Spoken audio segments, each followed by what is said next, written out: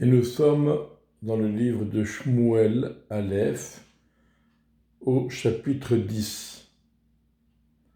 Shmuel prit la fiole d'huile et il versa sur sa tête et il l'embrassa. Il dit, n'est-ce pas, Dieu t'a oint, t'a fait oindre par moi, Shmuel, donc Dieu t'a nommé sur son peuple, les Naguides. Naguide, c'est un chef. Aujourd'hui, ça correspondrait à un président, à un chef de gouvernement, un président. Shmuel n'a pas employé le terme de Meler. Il a employé le terme de Naguide. Donc, Naguide, c'est un peu moins que Meler. Effectivement, on sait que la royauté et le règne de Shaoul ne va pas se perpétuer de génération en génération.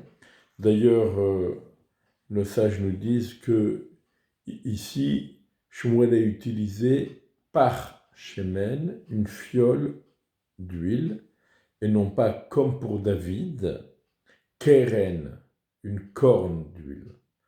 De même, les sages nous apprennent que l'huile dont il est question ici, ce n'est pas l'huile d'onction, celle préparée par Moshe Rabbeinu dans le désert avec laquelle il a oint Aaron, mais il s'agit d'une huile apharsémone, d'une huile parfumée, des huiles essentielles, avec laquelle il a oint Shaoul. Cette onction s'est faite en petit comité, puisque même le serviteur de Shaoul, celui qui l'accompagnait à la recherche des ânesses, eh bien, n'était pas là, n'était pas présent. Donc c'est en petit comité. Lorsque tu partiras de moi aujourd'hui, donc lorsque tu me quitteras, tu trouveras deux personnes qui se trouvent maintenant, à l'instant où je te parle, ils se trouvent près de la tombe de Rachel. On sait bien que la tombe de Rachel, c'est à Bethléem, en territoire de Yehuda, en territoire de Judée, et tu les rencontreras dans la frontière de Binyamin à Tzeltzach. Et ils te diront, les ânesses pour lesquelles tu es parti chercher, on les a retrouvées, et ton père a abandonné le sujet des ânesses, il n'y pense plus. Par contre, il se soucie, il s'inquiète pour vous, en disant, que faire pour mon fils? Vous n'êtes pas rentré, il s'inquiète, il ne sait pas qu'est-ce qu'il doit faire.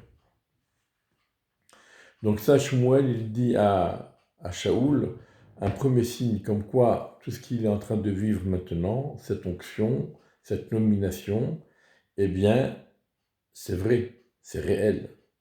D'ailleurs, lorsqu'il va partir, il va rencontrer en premier lieu ces deux personnes qui maintenant se situent au niveau de la tombe de Rachel. On se rappelle que puisque Shaoul est un descendant de Binyamin, donc Rachel c'est justement sa grand-mère, et il va les rencontrer donc dans le territoire de Binyamin à Tzeltzach. Et ensuite, tu dépasseras cet endroit et tu iras jusqu'à Elon Tabor, et là-bas te trouveront trois personnes qui montent vers Dieu à Bethel. Ça veut dire trois personnes, des gens d'une grandeur spirituelle qui vont servir Hachem. Trois personnes parce que ce sont trois catégories de personnes. Un transporte 3 chevreaux, un transporte 3 miches de pain, et un transporte une outre de vin. Et le Malbim donc nous explique que ce sont trois catégories de personnes. Celui qui transporte les 3 chevreaux, il représente ceux qui vont servir Dieu, les Shem Shamaim, uniquement pour entre guillemets, être agréable à Dieu. Il pense uniquement à servir à Dieu. Ceux qui transportaient les 3 miches de pain, ce sont ceux qui vont servir Dieu, mais qui espèrent en retour une récompense. Ne serait-ce que du pain pour se nourrir, donc le minimum pour survivre. Et celui qui transportait l'outre de vin, c'est celui qui sert Dieu et qui espère un bon retour, en retour les plaisirs de la vie.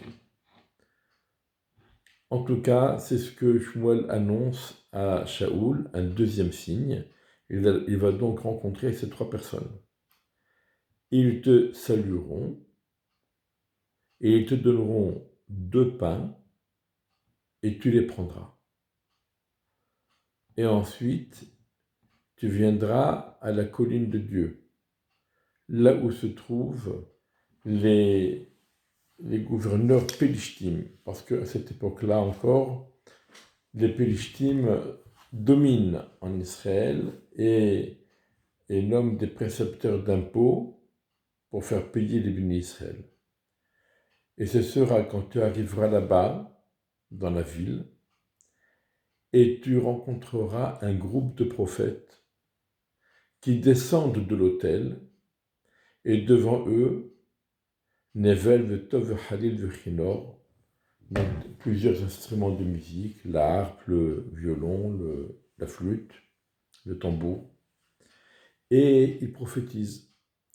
Et donc justement, l'importance des instruments de musique pour égayer les cœurs et pour permettre à la Shrina de résider sur ces prophètes et pour qu'ils puissent prophétiser. Et alors, et là c'est le 3e signe que lui donne Shmuel à Shaoul, un esprit de Dieu va s'emparer de toi et tu vas prophétiser avec eux. Et tu seras transformé en un autre personnage. Et ce sera quand ces signes-là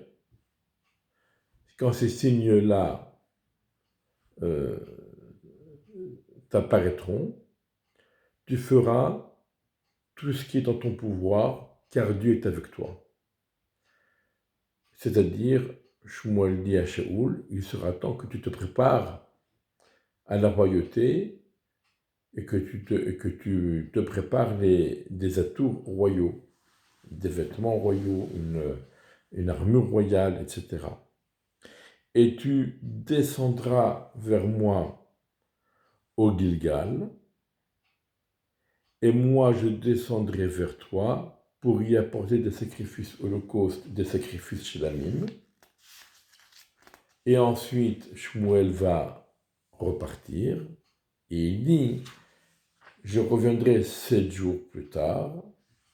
Donc, pendant 7 jours, tu attendras jusqu'à ce que je revienne vers toi, et je te dirai ce qu'il adviendra de ta royauté.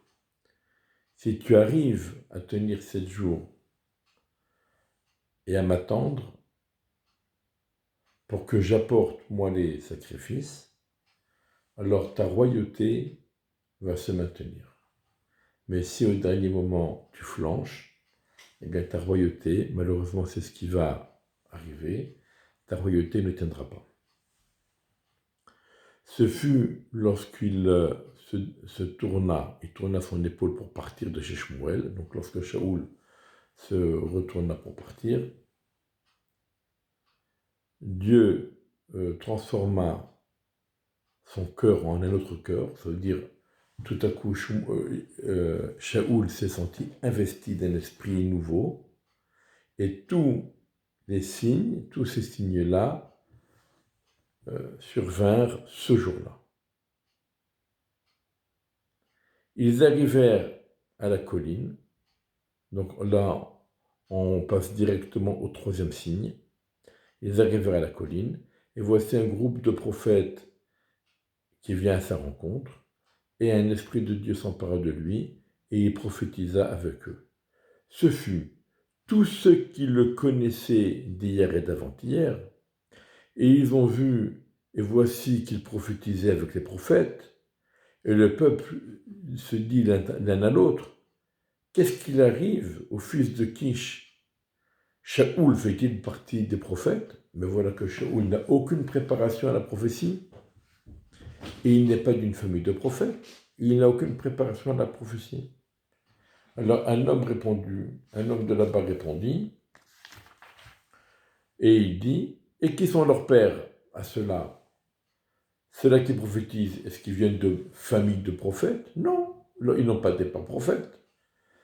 Jusqu'à ce que Shmuel se déclare prophète, eh bien, il n'y avait pas de prophète en Israël. Et c'est donc devenu un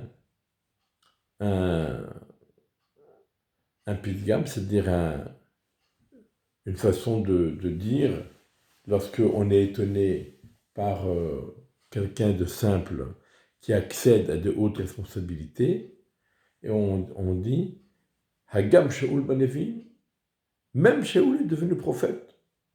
Donc c'était une expression pour montrer son étonnement sur l'ascension sociale et spirituelle de quelqu'un à propos duquel on ne s'y attendait pas. Il finit de prophétiser, il vient à l'autel. Et alors, il rencontre son oncle.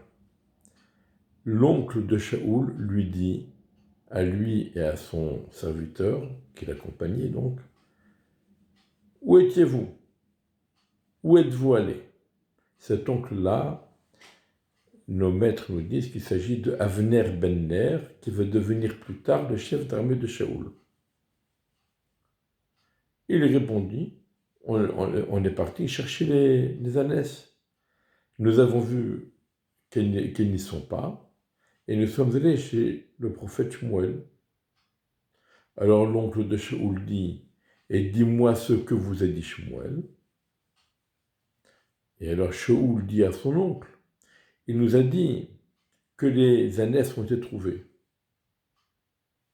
Par contre, tout ce qui concerne au sujet de la royauté, il ne lui a rien dit. Tout ce que Shmuel a fait avec Shaoul concernant la royauté, Shaoul n'en a pas parlé. Ni le fait qu'il ait été oint, ni le fait que Shmuel lui a donné 3 signes qui se sont réalisés. Shmuel n'a pas parlé de la royauté du tout. Bon. On voit à quel point Shmuel est humble, peut-être timide.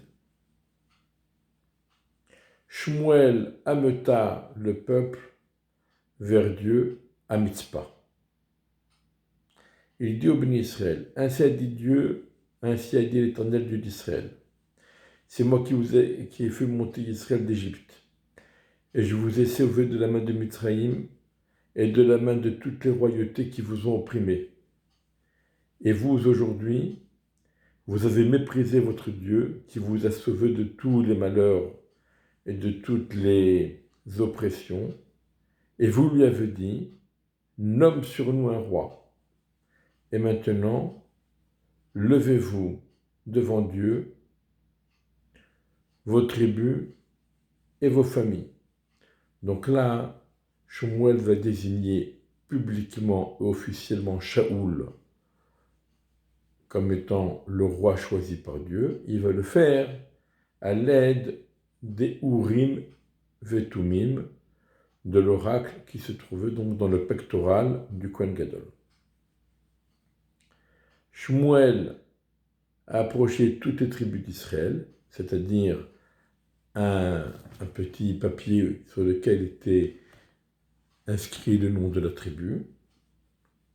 Et c'est la tribu de Binyamin qui a été attrapée, entre guillemets, qui a été désignée, qui a été révélée. Il a présenté la tribu de Binyamin selon ses familles, et c'est la famille du Matri qui a été désignée.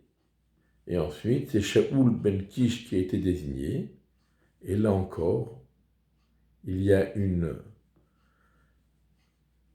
on va dire peut-être une déconfiture.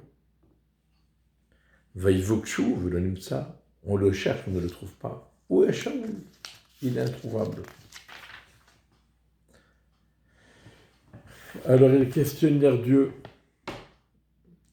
Le personnage est-il venu jusqu'ici? Et Dieu dit, le voici caché avec les ustensiles. Shaoul était parti se cacher là où on entreposait tous les objets hétéroclites, les ustensiles, les outils, etc. Ils coururent, ils le prirent de là-bas, ils le levèrent au milieu du peuple, et il était plus élevé que tout le peuple, de son épaule et plus. C'est-à-dire, c'est pas uniquement physiquement que Shaoul était beaucoup plus grand que tout le monde, mais c'est surtout spirituellement. Shaoul était beaucoup plus élevé spirituellement que la moyenne de tous les bénis Israël. Shmuel dit à tout le peuple, vous avez vu celui que Dieu a choisi, car il n'y a pas comme lui dans tout le peuple. Et tout le peuple s'écria et dirent, Yehi Amelech, que vive le roi. Vous saurez le dire en anglais mieux que moi. Maintenant que Shaoul a été désigné officiellement et publiquement roi, on pourrait s'attendre à une allocution, un Dvar Torah, une feuille de route. Et non. Shmuel adressa au peuple les règles de la royauté, les inscrivit dans le livre, et il le déposa devant Dieu dans le Aaron, dans l'Arche sainte. Shmuel renvoya tout le peuple, chacun chez soi. La cérémonie est terminée, que chacun rentre chez lui. Et voilà encore une nouvelle, un nouveau quoi, que dirons-nous? Et Shaoul aussi partait chez lui à la colline. Tout le monde, chacun rentre chez soi, Shaoul est parti. Shaoul, c'est le roi.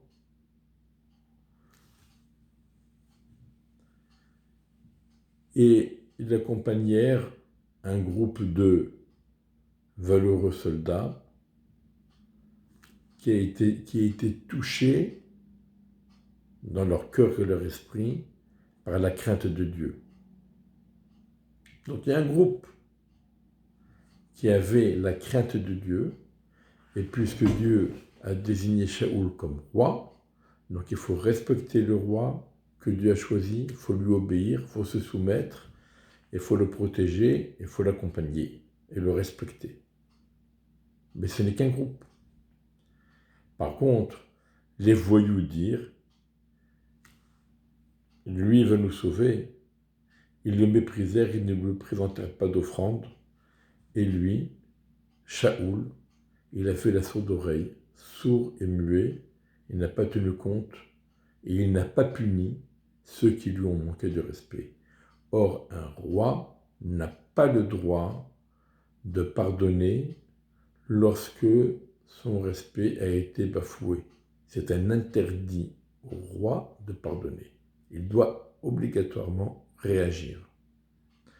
Donc on a ici un grand tzaddik, Shaoul, qui est désigné par l'intermédiaire de Shmuel, par Hachem, par l'intermédiaire de Shmuel, comme étant le guide du peuple d'Israël. On n'a pas employé le terme de royauté, Nagid. Bon, on a aussi parlé de Malchut, mais surtout Nagid. Et apparemment, il refuse le poste, et il refuse les honneurs, et il refuse la fonction, mais il y est forcé.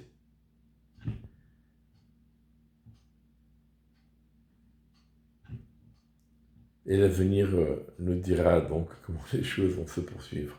Les Rachamim disent à ce sujet, autant à propos de Shaoul, autant Shaoul refusait les grandeurs et refusait la royauté, autant Shaoul, une fois devenu roi, n'a pas supporté qu'on lui reprenne et qu'on lui enlève cette royauté.